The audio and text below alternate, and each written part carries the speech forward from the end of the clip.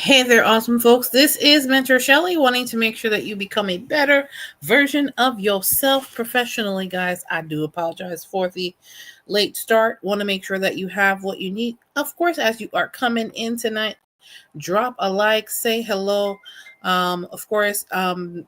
Make sure you are sending this or you are forwarding this live over to people that can benefit from this.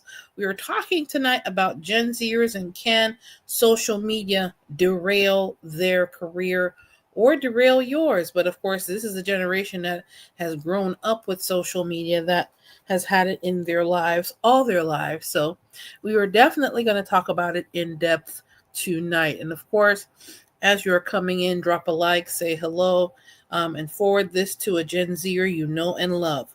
All right, guys, I'm going to give you a little time to get in here so we can get started. Stay tuned.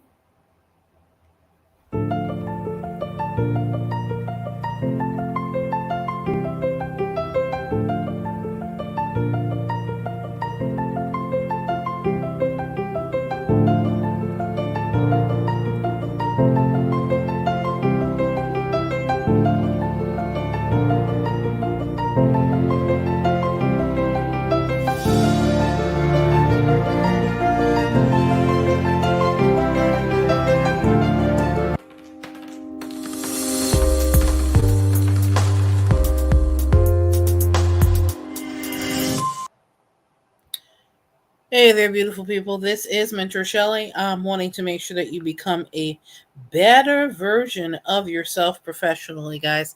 As you guys are coming in, go ahead and drop a like. Say hello, welcome to the live. For those who are joining tonight directly, wonderful. If you are joining at a different time, maybe a later time, then of course hit replay rocks out in the comment section. But before we get into this, I want to make sure that you guys understand I am an advocate for Gen Zers. I'm an advocate for I want to make sure you guys understand that premise before we get into this, because there's some of the things that we're going to touch on and talk about that don't necessarily reflect that, based on what some of these resources that we're going to touch on goes into. All right, so let's go ahead and look at the first resource we're going to talk about. This article was written from MSNBC. It's the writer, of course, is Polly Thompson, Sifria Shrivastava. I probably completely ruined that name. Theron Mohammed. Okay. And of course, that was written about a week ago. Now, let's go down here. All right. So, of course, it says Gen Z workplace expectation challenge the traditional norms, spark concerns among employers. Social media impacts Gen Z's attention, creativity, and workplace development, experts say. Gen Zers will comprise of 30% of the workforce by 2030. This is why this is important, so we understand who we are working with and who is going to be a part of, how the workforce is going to look. So let's see here. Let me put myself at the bottom so you can see more of the screen, folks. I want to make sure you can see everything here. 5 generations are working side by side in offices for the first time, but the youngest cohorts is bringing new expectations and boundaries to the workplace that break with traditional conventions employers are used to. Ain't that the truth? There's very widespread dissatisfaction and concern about young employees. Jonathan Hatt, a professor at NYU's Stern School of Business and author of The Anxious Generation, told Business Insider at World Economic Forums in Switzerland last week. Countless hours of staring at screens and have damaged young Gen Zers employees' ability to function well in the workplace, he said. This is the guy's opinion. They have an assessment. Let's hear him out. Many young people are almost constantly using social media. We've talked about this before. Hadit told Business Insider, which often means they never have a moment to reflect. They don't have time to mull things over. They don't have time to be creative. That's kind of a hard brush to go against all Gen Zers, but okay. Social media has diminished their ability to pay attention and block opportunities for growth, he said. Those people are largely taking themselves out of the game. Ooh. They're they're much less likely to ever amount to anything. That's a very harsh statement to make. They're less likely to develop social skills, less likely to marry. Wow. Attention deficit. Haddock's book, The Anxious Generation, explores how social media and smartphones have transformed younger generations. Um, its publication in March of 2024 sparked fresh concerns and conversations about mental health crisis affecting young people. Haddock told Business Insider that he now thinks he understands the scope of the problem. It's not just mental health, he said. The dissemination of human attention around the world might even be a bigger cost to humanity than the mental health and mental illness epidemic. The NYU professor previously explained on an episode of The Tim Ferriss Show that young people's attention scarcity is proving an issue as they enter professional life. We have talked about some of those issues before. They're not developing well in the workplace, and managers are finding it hard with them, he said. Martin Sorrell echoed Haddock's comments about Gen Z's attention span on Davos panel chaired by Business Insider Sifria S, titled Mass Events, Mass Gains. Okay. The founder of YPP, one of the world's largest advertising agencies, said events must evolve to appeal to Gen Z's consumers who won't tune in for an entire football game or golf tournament. Sorrell said that getting them to watch things is totally different because they catch highlights, adding that they're multitasking even when they're watching highlights. That's true too. At, at Davos, business leaders were focused on how to adapt to the changing culture Gen Z is bringing to the offices. That's not necessarily a bad thing, folks, but the way they're communicating it, you might think so. All right. Had its biggest piece of advice for employers and managers. Now, listen, this is speaking to the unfortunate impression that Gen Zers are making in the workplace. Had its biggest piece of advice for employers and managers is to explain the concept of anti-fragility to their Gen Z employers. Anti-fragility is the idea that we grow from adversity and effort, Haddock told Business Insider. That means giving employees direct feedback and challenges so they can learn, develop, and address shortcomings. Okay. Talk and listen. We're going to touch on this little piece and then we're going to jump into the rest of the live. Talk and listen. Hated, am I saying this right? Hated added that Gen Z is not in denial and are aware of the problem. Talk to your new employees and listen to their concerns. Then make it clear that you want them to succeed and you're going to help them succeed, he said. Ravan Jasunathan, I'm messing that name up. I apologize up front. A prominent future of work researcher, author of the Skills Powered Organization, told Business Insider that while Gen Z's attention span has shrunk, individuals are not less creative. Maybe the traditional things we relied on for creativity are not there. They just do it differently. That's all. But I think that this generation have different ways of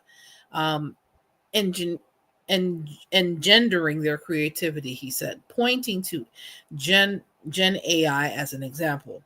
Their alternative mindset and worldview can also have benefits for intergenerational teams in the workplace. Jesus, or I think it's you say Jesusafans or Jesusafans. I'm going to call him Jay because I'm messing this name up even more. Whether or not companies are ready to adapt, Gen Z's influence on the world of work is only growing. So it's important for employers to be open. Gen Z will make up 30% of the workplace by 2030. EY's global chair and CEO Janet Truncali, which is who is pictured here, told a Davos panel titled Gen Z Changes the Map. EY, the pace of general transformation is even greater, with Gen Z accounting for about 70% of the workforce by 2030, she said. To adapt to the changing workforce, it's crucial to recognize that Gen Z is holistically different in how it learns and communicates. This is very true. Troncalli said that this doesn't mean the Zeds are less effective. I see the same level of work output and ideas and innovation that are coming from that generation as mine. We've got to meet our employees where they are. I agree to some degree, yeah, that's something that we're going to get into in a minute. She said that means meeting their needs and flexibility, intergenerational collaboration, and an ongoing dialogue about what works, about what workers require. EY's recently launched a employee value proposition with a strong focus on wellness, and the firm has also started running training sessions through social media and podcasts. A lot of things are happening through social media right now. There's a whole university on that just got formed by accident on TikTok within the space of the last 2 weeks. So anything is possible, and the approach is very interesting. I'll say that. You're going to start to see more and more CEOs talking about strategy and visions of their company through video while they're running or exercising, Truncalli said. There are traditional conventions and company values that are important to pass down to younger employees, she added, but they're just as much that we can be talking from the younger generations. We should be living a life of comparison. Interesting. Okay. So, what this pretty much says to me is that yes, we do have a generation that we need to very much so pay attention to. Gen Zers are here to stay. They are about to literally take over the they're literally about to take over as far as the workforce is concerned. By 2030 they'll be 30%. I beg to differ. I think it's going to be more than that by that time. And if y'all don't realize it, 2030 is literally 5 years from now. So I want to touch on a couple of things. What are some of the things that are kind of showing up in this situation here? Okay. Let me go ahead and pull up some additional information, some additional details here. What I also want to here's a question that I want to pose. Is social media so important? Gen Zers, answer this question for me. Is it so important that you have to have your phone with you everywhere you go when you're at work? The type of job that I do, I'm in human resources. I'm at a desk. I do move around and I talk to employees, or employees come and speak with me. But Gen Zers, no matter what type of work you're doing, if your work doesn't require you to put your phone away, do you always have to have your phones with you to look at social media? That's my question. That's my question to you, from a standpoint of from human to human, or as a career coach. I want to get your perspective, because a lot of times um you do have to focus and concentrate. You have a job to do. And there are some of you, I'm not saying all of you, and I'm not saying most of you. There are some of you that are so enamored with your phone that you're not able to focus on the job that you're actually doing. This does not cover the entire Gen Z base. Let's be clear. It's a very small percentage. But unfortunately, that small percentage is being noticed by employers, and that unfortunately is going to be a problem for some Gen Zers, because unfortunately their reputation is already there that you guys are not doing what is expected, which is your job. And that's what you got hired to do. So that's why I'm asking this question up front. Can social media derail your career? Well, number one, we already talked about it, but I want to make sure that it is clear. Unfortunately, because social media, and this is not just happening with GenZers, it's happening with all of us, right? Unfortunately, social media, if not used in the right way, sharply decreases the attention span of everybody, not just Gen Zers, because Gen Zers were literally born with social media, born with the phones in their hands as a kid. Unfortunately, they're so used to it, they don't realize that it's not necessarily appropriate to use it all the time. And sharp decrease in attention span for Gen Z workers. And that's kind of what some of these professors in the article that we talked about before was discussing. And what can the decrease in attention span cause? Diminished attention spans in creativity. When you're in a job and you're being tasked with figuring out what to do in a situation, no matter what industry you're in, being on social media is not a priority when you're in, unless that is part of your job. You do not need to have your phone in your hand. Let's be completely clear. Okay, your phone doesn't need to be in your hand. You don't need to be focused on what friend presented to put this on, or what's going on, what's going viral, all of those things. You need to be focused on what you're doing at work. So I want this to be made clear, and that goes for everybody. Challenge in face-to-face communication. Are Gen Zers the best communicators? From my experience, to some degree, no, but that covers a small percentage.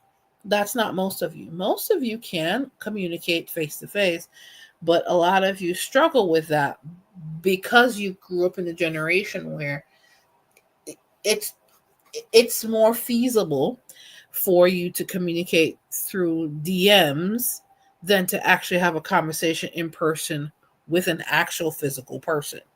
So it's understandable that your generation finds it easier to communicate through text or through a DM on a social media platform than it is to speak with somebody live.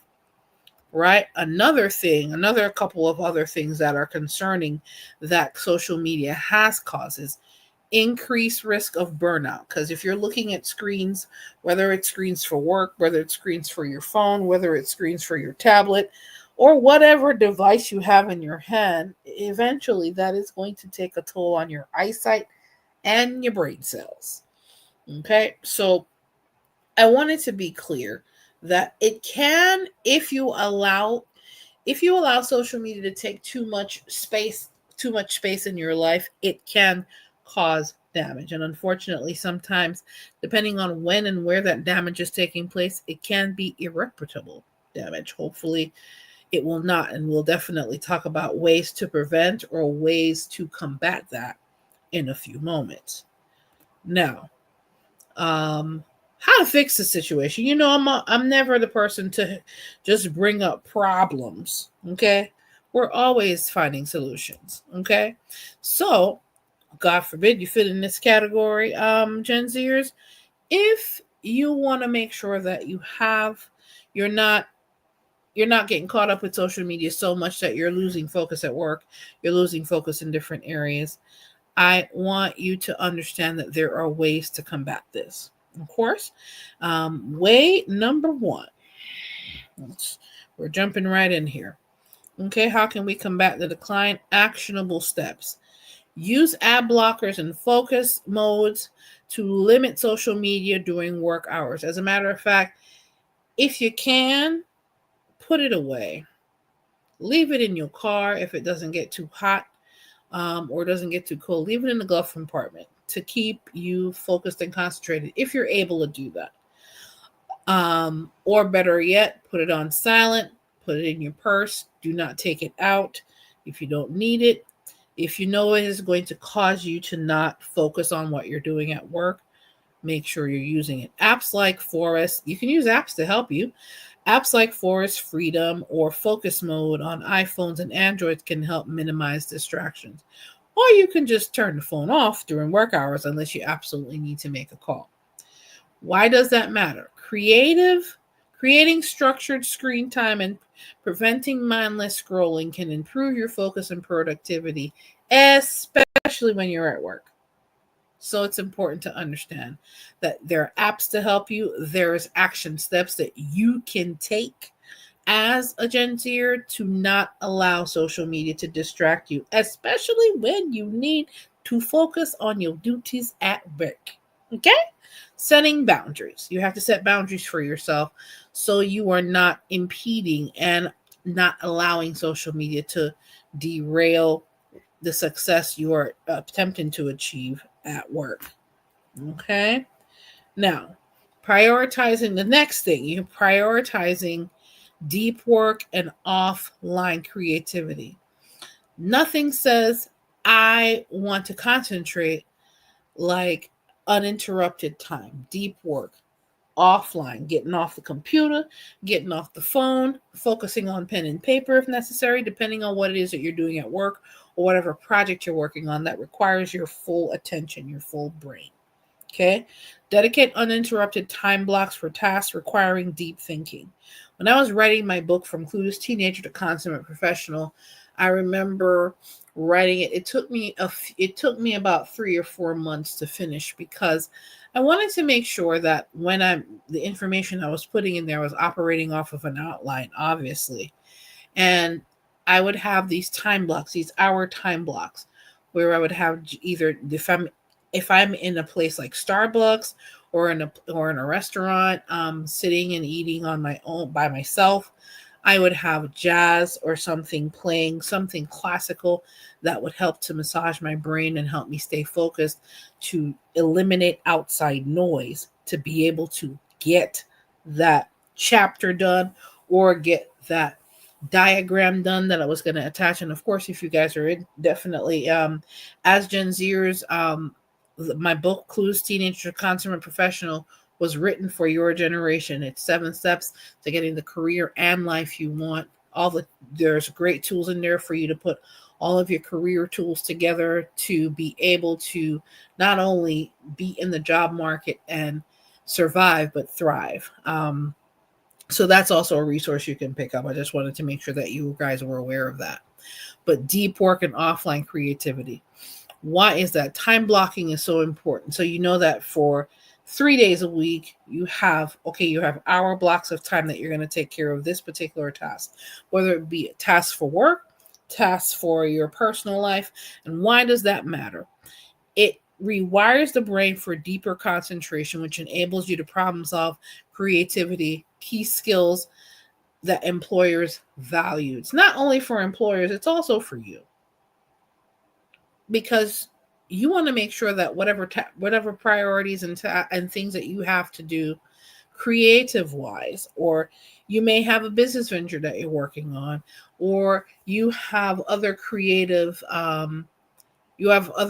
projects that you want to work on outside of work. But of course, because we talk about careers on this channel, I want to make sure that you apply it to your career and working life as well. Uninterrupted time blocks can definitely help you do just that. Okay. Another thing is developing stronger face-to-face communication. Gen Zers, I know this is not some of this is not your cup of tea. I understand that.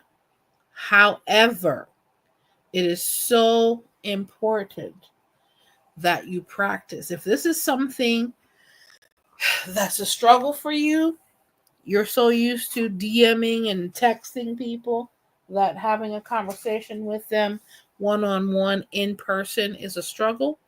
Do your best to engage in in-person networking, even if it's to say, hello, my name is so-and-so. I am here for this. Here's my business card, and and then listen and what's your name and ask the question to start a conversation. Okay, attend industry events, practice public speaking or team collaboration in real life settings. There is a group called Toastmasters that I used to be a part of, that I actually need to get my membership renewed with that particular club because it definitely helped me when I was in college and after to improve my public speaking. Toastmasters. You guys should look it up. I'm going to put the name in here so you guys get the proper spelling. Toastmasters Club. Look up your local Toastmasters. It will definitely help you with your public speaking. Might be a little scary at first, but it is very, very helpful. It definitely helped me with my public speaking when I was in college, and it definitely helped me with presentations such as this in my career and things of that nature. It is definitely a game changer if you're having an issue in that area, because knowing how to communicate in a professional way is very important to everyone's career, not just not just a career in human resources or in training or in sales. It's important. Period. It's a great soft skill to have in your career. Why does it matter? Over resilience on digital communication can weaken interpersonal skills, which are essential for if you want to run your own company one day and you want to be perceived or you want to build your leadership skills, it is absolutely vital that you nail and you work on your face-to-face communication skills and workplace success. Okay? So, let's see here. All right. Now, we're going to wrap up in a couple of seconds, but I want to make sure why social media in and of itself, guys, is not a bad thing. Let me be clear. Social media in and of itself is not bad, but you have to use it properly. It can't be a part of your it can be a part of your career if you use it wisely. You can use social media to promote a business. You can use social media to build a personal brand. You can use social media to build a professional brand, which is what I hope all of you in some way, shape, or form or in some capacity is going to use social media to do. What it is not there to do is to impede on your career.